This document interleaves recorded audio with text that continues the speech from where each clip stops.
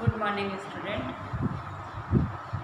BEd first year में हिंदी शिक्षण के अंतर्गत हम कविता शिक्षण के बारे में अध्ययन कर रहे थे कि कविता शिक्षण जो क्या है, कवि मन की भावनाओं का सौंदर्यात्मक कल्पनात्मक प्रस्तुतिकरण कविता शिक्षण कहलाता है, जिसमें लय, छंद, यति, गति, मात्राओं इत्यादि का ध्यान में रखकर काव्य का निर्माण सृजन किया जाता था। अब क्वेश्चन ये आता है कि कविता और गद्य में क्या अंतर है। कविता और गद्य शिक्षण मैंने आपको बताया था कि गद्य शिक्षण में पाठ्य वस्तु को तुरंत पढ़कर समझा जाता है। वह सरल और व्याकरण सम्मत भाषा या साहित्यिक भाषा में उसका प्रयोग करके विषय वस्तु को उसमें समझाया जाता है। कविता शिक्षण जो है, कविता जो है कविता रसा अनुभूति कराती है। कविता के माध्यम से जो है रसा अनुभूति होती है। दोनों का अंतर अपन थोड़ा बहुत देखते हैं कि कविता शिक्षण और गद्य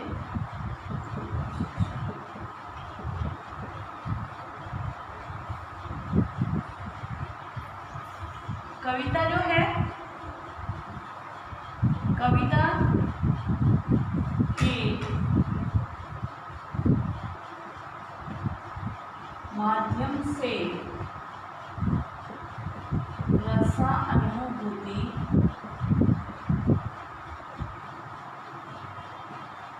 कराई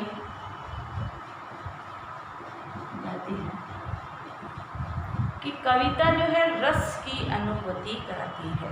क्यों? इसके अंदर लय, ताल, सुर, मात्राओं, यति, गति इत्यादि का ध्यान में रखकर जो है भावों और विचारों का प्रस्तुतिकरण कराया जाता है। और गद्य शिक्षण जो है रसा अनुभूति पर कम बल देकर व्याकरण सम्मत साहित्यिक भाषा को बढ़ाने पर बल देता है। दूसरा है कि कविता की जो है पढ़ाते समय कविता की व्याख्या नहीं की जाती कि जब हम कविता का उच्चारण करते हैं तो हम उसकी लय, ताल, सुर, भाव के अनुसार उसको उच्चारित करने पर बल देते हैं। उस समय हम उसकी व्याख्या नहीं करते हैं। व्याख्या हम कब करते हैं? जब हम उसको के अंदर जो कठिन शब्द आए हैं, जिसका बालक को नॉलेज नहीं होगा, उन शब्दों को हम समझाते हैं और उसकी भाव अभिव्यक्ति में, क्योंकि हम समझाएंगे नहीं तो भाव अभिव्यक्ति में रसा अनुभूति में बाधा पहुंचेगी। और गद्य शिक्षण में व्याख्या पर विशेष बल दिया जाता है।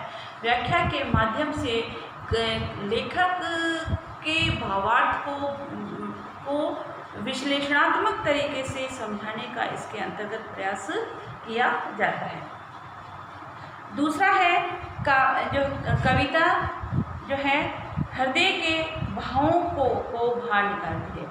कविता एक ऐसा माध्यम है जिससे कवि या लेखक के हृदय के भाव जो है, प्रकृति है, स्त्री है, पुरुष है, मानव जाति है, सभ्यता है, संस्कृति है, उनके बारे में उसके मन के उद्गार कैसे हैं, उन भावनाओं की अभिव्यक्ति कविता के माध्यम से होती है।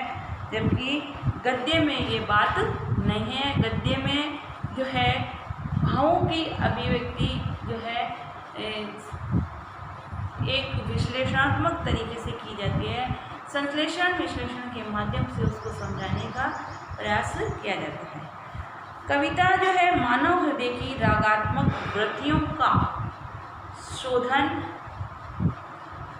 और संस्कार करना चाहिए। कविता जो है हमारे मन के उद्गार हैं, जो 11 उद्गार है ना, रस, उन रसों को जो हमारे मन में एक सुसुप्त अवस्था में बैठे हैं, उनको बाहर निकालने का, परिष्कृत करने का, उसको निखारने का कार्य करती है। परंतु गद्य में साहित्यिक भाषा पर अधिक बल दिया जाता है, जिससे किसी विषय वस्तु को स्पष्ट करने में या व्याकरण सम्मत भाषा का प्रयोग करना बालक जान जाता है।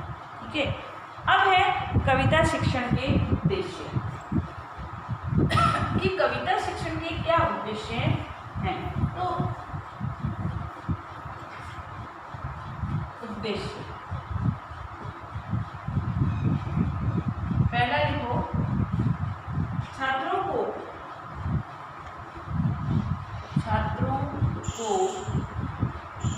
लय, ताल, सुर, भाव के अनुसार पठन करने की योग्यता उत्पन्न करना। कि कविता का पठन किस तरीके से किया जाता है, वह तरीका छात्रों को के अंदर उत्पन्न करना, उनके भावों की अभिव्यक्ति करना कविता शिक्षण का उद्देश्य माना गया है। दूसरा है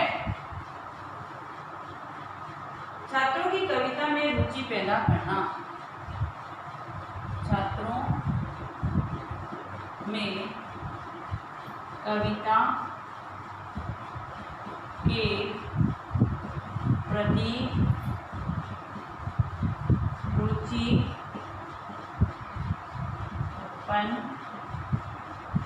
करना। जब हम कविता पढ़ते हैं, बच्चे स्कूल में जाते हैं, तो मुख्य रूप से उनको छोटे छोटे उनके स्तर के अनुसार कविताओं का वाचन करना सिखाते हैं, है ना। तो कविता के प्रति बालकों के मन में रुचि पैदा करना जो है कविता शिक्षण का दूसरा उद्देश्य है। तीसरा है छात्रों में उत्तम गुणों का विकास कर। छात्रों में उत्तम गुणों का विकास कर, उत्तम गुणों का विकास कर उसके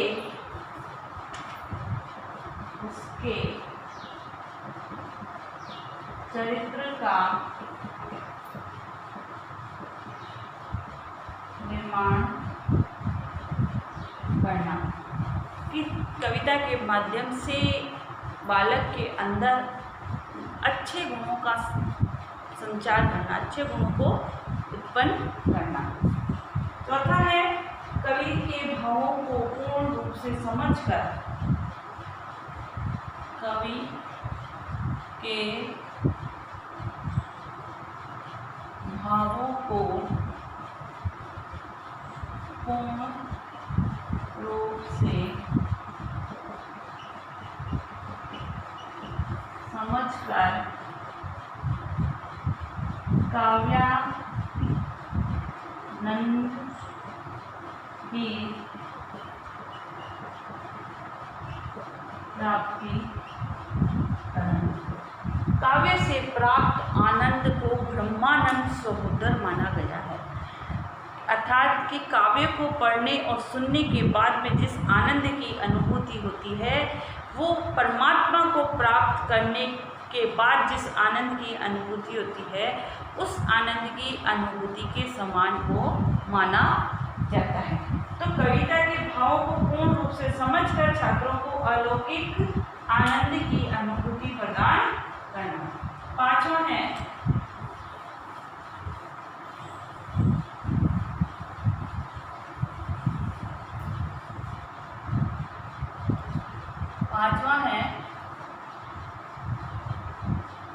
छात्रों में वह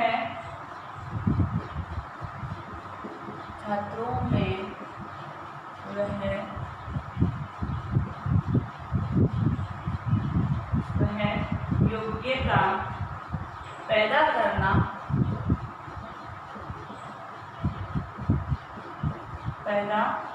करना कि कवि के भाव और अनुभूतियों और कल्पनाओं को करना कि कवि के भाव व अनुभूतियों को जान सके। कवि के भाव और अनुभूतियों को समझने की योग्यता का विकास करना कविता शिक्षण का उद्देश्य है। और अगला है मातृभाषा की कविता में रुचि जागृत करना। मातृभाषा की कविता में रुचि उत्पन्न करना। इस प्रकार से कविता शिक्षण जो है का उद्देश्य विद्यार्थियों में कल्पना शक्ति, भावों की अभिव्यक्ति को, कल्पनाओं को साकार रूप से समझने और उजागर करने की सामर्थ्यता पैदा करना माना गया है।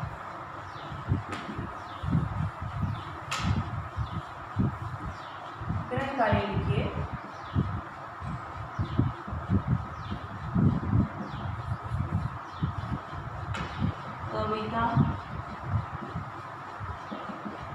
कविता शिक्षण के प्रमुख उद्देश्य बताइए। साथ ही घर में रहिए, सुरक्षित रहिए। जब भी घर से बाहर निकले मास्क लगाकर निकले। Okay, thank you.